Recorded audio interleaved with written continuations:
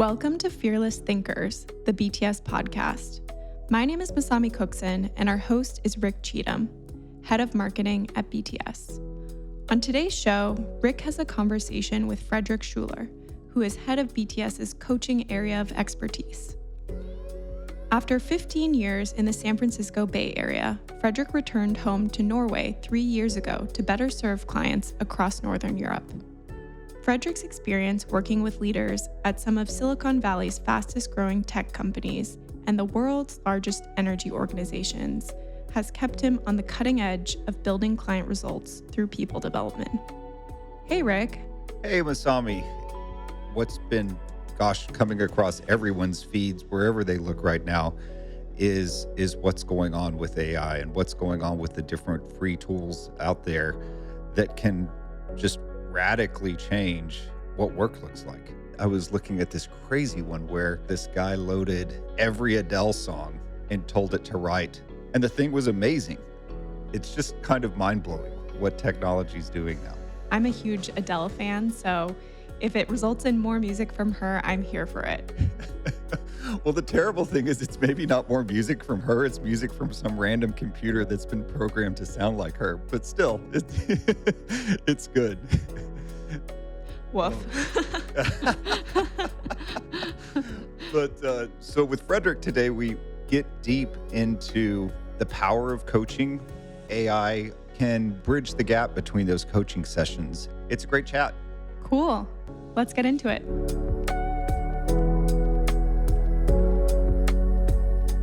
Hey, Fredrik, welcome to the show. Hey, thanks. How you been, man? Yeah, life is good. It's been a wonderful winter in Norway. So we have got lots of skiing and fun stuff going on here. Oh, I'm jealous. I made myself an initiative. I'm mid-40s now, and I got kids that are 5 and 7. And I decided I want to be the dad that learns really difficult stuff when he's getting older, to be a good role model for them. So I've been trying to take up something called wing foiling to learn to surf the wind on a hydrofoil. And it is so difficult and it's so rewarding. I just wear a thick wetsuit and do it. So that's what's been getting my blood boiling lately. It sounds very intense. It sounds well above my capabilities. Like you, I do enjoy so much continuing to push myself mentally, physically. I think I've got almost 10 years on you, but at the same time, I always kind of live in fear of stopping the new things and what life becomes like when it's just a series of pattern days. So actually, Rick, this is something I learned through my own coaching experience to find these new outlets. When I first got introduced to coaching was when I got promoted to my biggest role in my career and had a kid at the same time. It was in San Francisco, and Jessica, who's now our CEO, she told me I would have responsibility for the West Coast. And I was just having Oscar at the same time, and that was really difficult. It went downhill for about a year until I asked for help. And when I did ask for help, I got a coach. And it was truly transformative for my life and how my relations with others, how I thought about the world, how I was able to find a balance in life, but also have really high impact and performance on the job. So that's what led me into coaching in the first place, and also what sparked a lot of the ideas for what we'll talk about more today. I remember that moment for you, my friend. Transitioning from 0 kids to 1, as a father of 4, I still would argue that that's the toughest transition. And actually, I didn't know until we were preparing for this that it was actually your coach that really helped you pivot from being stressed out and constantly running from thing to thing to being able to be a better leader. And it sounds like a better father. So that's awesome. Yeah, the thing about coaching that's so unique to me is it's not just helping me. It has this multiplier effect. So my days were better. I had better interactions with people. 5 to 10 to 15 people around me every day had a better life experience because of it. Wow, that's an awesome way to think about it. We don't often think about the broader net that is cast when somebody is performing better and managing their stress better and able to prioritize their day better. If you wouldn't mind giving us a little bit more perspective on what great coaching looks like. That's a big question, Rick, because we could spend the next hour on this topic itself. But if you think about kind of the history of coaching, it used to be available to only executives at really high prices, $20,000 to $30,000, and it would be only the people at the top of the house. Also, very much based on the processes that that coach felt comfortable with. Our point of view is that how can we make this incredible way of learning, an incredible way of developing available to the thousands and the many, and not just a few? So we worked on finding ways to make it vastly more affordable and vastly more scalable. We did research on 150,000 coaching conversations to figure out what is it that's coming up? What are the most common issues that are coming up during coaching journeys? And what we found was that there were a series of mindsets that came up over and over and over again. And one of the problem areas that we also had initially when we're scaling was that a coach in Asia might have done a different approach than a coach in Europe. So when we were trying to create consistent quality around the globe, we started creating our own coaching methodologies. If we can change someone's mindset and reveal underlying mindsets around different approaches, we can shift behavior much faster. You said something quickly. Hey, these are the mindsets. To me, that's a very important word that often means different things to different people. Are you talking about just limiting beliefs potentially? Are you talking about just perspective on ways of working, both something altogether different? Oh man, you're asking me to define mindset? That's what just happened. That's what just happened. Well, in the simplest sense, our mindsets are the beliefs that we hold around the world that forms the way that we behave. So those could be around work. Those can come from our childhood. Those can come from recent interactions, or it can come from experience from all walks of life. And the way that we view the world and the way that our mindsets drives behavior. Sometimes that's productive, and sometimes that's limiting. Cool. Yeah, I've spent most of my career coaching salespeople when it comes to how and when I've coached. And I've always said salespeople have to be true believers or they're evil, meaning that if I can convince you to separate yourself from your money for something that you don't necessarily believe in, that's evil. But the best sellers are the ones that tend to believe that what they're out there doing is what's best for themselves, their company, and of course their customer. And so I've definitely seen the power of mindsets either really accelerating business outcomes or really holding them back. You also have other examples of that. Many leaders that take on a leadership role for the first time may have a mindset that they need to have all the answers and they need to figure it all out, instead of having a mindset that that's what the team is for and we're going to figure this out together. Oh, it makes all the sense in the world for sure. Well, so let's skip to the second half of what you said, which was scalability and how you and your team are beginning to use technology to scale coaching even more, or make the coaching interactions for the existing populations even better. Yeah, it's a really interesting question. And my journey into this started when I took over the role as heading coach within BTS, and I decided to do a new coaching journey to experience what the current customer experience would be. Throughout the 6 months I was doing it, I kept mapping how I was feeling about the journey, highs, lows, emotions, needs, wants at any stage. I had bad experiences, I had great experiences, I had mediocre experiences throughout the time. But the first thing I noticed was that it was up and down, and it was a very predictive pattern. Every time that I had a meeting with my coach, it was absolutely fantastic. And then it just started dipping. And very often in the coaching conversations, we were talking about a specific interaction or a collaboration I was having with someone. But I felt like so alone in between. I wanted more support from my coach. And I realized that a coach that coaches many people can't know about everything that I got going. And even though we might have talked about this interaction, she couldn't be there or send me notes right before every time. So when I shared this with the team and we started looking at like what's going on here, we realized that kind of a man machine relationship might become really, really helpful in this situation. So that's where we came up with kind of an augmentation of AI to help the coach in between the coaching sessions, because there's some things that are really sacred about the human to human relationship that you get as a coach, but there's many other practices that you can be helped by an AI in between the sessions. So let me give an example. Like one of the things that 80% of our coaching journeys touch upon is being at my best, being resilient, and being resourceful, more resourceful in how I operate. And the big mindset shift is for people to go from triggers happen and I need to get rid of the triggers that upset me and triggers my amygdala, to being, well, triggers will happen every day, but I'm in control of my emotions. And we have a process to help you get out of a triggered moment and start using the prefrontal cortex and be at high quality thinking. Usually people would experience that in the coaching session with a coach.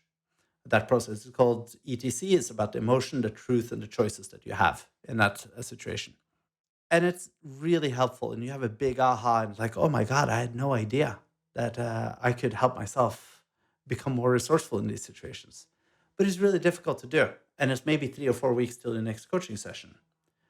We've figured out how to then give you a bot that can help you through that process every single day or every single time you're triggered, so that you can self-monitor and self-help yourself over time, which is the ultimate goal of coaching. You shouldn't become addicted to your coach. The coach should help you to become more self-reliant over time. If I have a boss that's a great coach, being able to self-manage, I would assume is always the very, very best outcome. I agree. And then what's interesting is we've been testing this further too, is that the initial intention of this AI was to be able to help you in between coaching sessions. But what we started to realize is that it might have different applications too. For example, we do pods and workshops to also teach people how to become better at managing their state and being resilient and being at their best. And traditionally now, we've either tried to get people to get it through demonstration or for them to practice with someone else who doesn't know how to do it. So we've been experimenting with using the bot to get people an experience with having that process for the first time.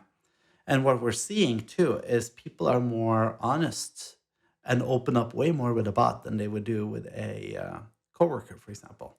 Wow, I actually never thought of that, but I think we as just like humans in general can't help but try to manage our persona. So that is a surprising bit of information, but actually when I think about it, quite intuitive. When you think about learning, coaching, therapy, like any sort of help that you have, is usually at a pre-scheduled time. But when you're having your issues, they happen anytime during the day. They can happen at 8 a.m., they can happen at lunch, they can happen at night. Yeah, of course it does. Of course it does. What else is on the horizon when it comes to AI and coaching? A different way of doing getting multi-rater or a 360 feedback. I mean, we've all experienced getting a traditional 360 model where you get rated across 50 behaviors from the people around you, and it's I would call it moderately helpful. But when I've debriefed them in the past with a coach, it's been frustrating because you see, hey, I'm lower on this one dimension, let's say strategic thinking. Then it becomes starts becoming like a guessing game. What's the situations? Like, when did this happen? Like, you don't really know because there's very little written or deeper feedback around it other than you're scoring lower on this one single item. So I want to kind of get around that. When I had my coaching experience I shared earlier, I got a verbal 360, which was amazing. My coach interviewed about 10 to 15 people around me, and it was incredible. I laughed, I cried, I was ashamed, I was proud, all the emotions when I saw it. And it became very clear the things I could do to have a better impact on the people around me. And that cost $10,000. So it's not scalable. But what we figured out with our NLP and AI is how to actually do that with a bot instead. So we're again trying to take something that was available at a really high end and making it available to the many, and try to help the person providing the feedback to give more useful feedback throughout the process. We recently had Peter Mulford on talking about AI in general, but to hear very, very specifically how it can make a difference in everyday life, how it can take something that most people would say is good and important, but also make it possibly more accurate based on that thing we were talking about before, where people aren't as guarded when speaking to a bot as they would be speaking to another human, and more available. I mean, I think the more people that get the right coaching to perform better, the better. Yeah, and there's a couple of things here that we're doing that I think also can make a big difference in the longer term. The first thing is, anytime that I've received an assessment, I'm not in a good place before I'm about to open that file. Uh, my stomach is like clenching. I'm nervous about what people are going to say about me. It does not come with a lot of great emotions. So one of the other things we're experimenting with is actually to create a cheerleading squad for you practically before you open it. So all the raters are actually encouraged to do an encouraging video to say, "Hey, Rick, love working with you. And I've given you some feedback that can make us even better together. And I'll be here all the way helping you." So you get to see all these videos of encouragement of the people that have rated you prior to opening the report. So you're getting to an emotional state where you're feeling supported rather than judged. Because I think the whole feeling of being judged is not like a great part of assessments. I would probably take some of those videos and convert them to ringtones just for the for the hard days. And then the other thing that I think when you're looking at someone's behavior, it's rarely an isolated issue. It's usually a collusion between multiple people. Yet, when we do multi-rater assessments and start coaching journeys, for example, you put the assessor clearly in the judge seat. We're working now on finding a way to switch it throughout the assessment to ask the question if they're willing to reflect on their role in this behavior and go deeper and say, "Hey, might I actually have some part in Rick behaving this way or you behaving in this way?" And why that's interesting to do is that if you can get two people to work on an improvement together versus one, you're much more likely to make an improvement on that. And the way that we came to this insight was there was someone on my team that I was very frustrated with not stepping into the forward-looking strategic role of the product management that he was doing. And I gave the person feedback, and he got quite upset with the feedback, and it was hard. We went through this reflection process together on like, how can we help change this? At some point in time, he said, "Fredrik, there's no space for me to do what you're asking me to do. Because when you see me not doing it, you jump in and you do it every single time. And there's no space, and you do it so fast. There's no vacuum for me to step into." So how can we bring that into the way that we get feedback from those people around us and into the rating so that we can switch the rater from being a judge, but also be a reflector on their own role on enabling or making it difficult to do the new behaviors that you want from others around you. I can see how that would potentially shift completely the conversation, how we address the things that are gaps, and potentially accelerate the positive outcomes. Absolutely. So I'm really excited to be testing these things over the next 6 months. Every time we try something, we just learn so much new, what's working and what's not working, and how we need to pivot and what needs to change. Love it. Well, hey, my friend, thank you for giving us so much time today. I could talk about this stuff forever. Yeah, thanks for having me.